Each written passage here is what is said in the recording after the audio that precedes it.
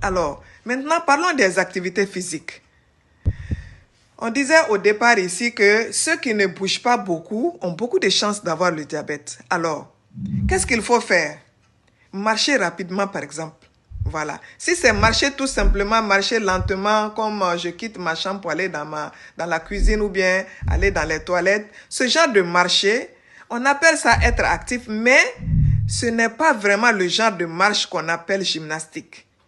Le genre de marche qu'on appelle gymnastique, c'est la marche rapide. Quand tu fais ça, ton cœur commence à battre, le niveau de battement va monter. Voilà. Et quand il fait chaud, tu vas voir même que il y a des gens qui vont transpirer avec ça. Il y a la marche rapide, il y a le vélo, la course. Tu vois, si vous avez la corde pour sauter, il y a ça là aussi qu'on peut faire. Il y a la danse, le zumba. Voilà. Quand on va dans les cérémonies, il y a des gens qui dansent bien, qui s'éclatent. Tout ça là, c'est bon pour le corps. Il y a le jardinage pour les personnes âgées. Ça, c'est bon. Vous voyez?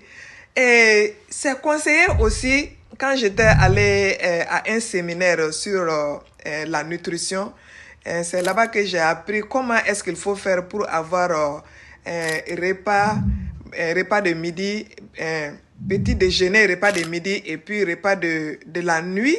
Tout à partir de plein baisse et puis de la nourriture succulente. Voilà. Et là-bas, on nous a appris qu'après chaque repas, on doit se lever pour marcher. Au moins 10 minutes. C'est-à-dire aller faire le tour du bloc. Après chaque repas, lève-toi, tu vas faire le tour du bloc. Ça aussi, ça va t'aider à rentrer, à faire en sorte que ton corps, tes cellules vont prendre le sucre qu'il faut dans les cellules. Et ça va aiguiser l'insuline.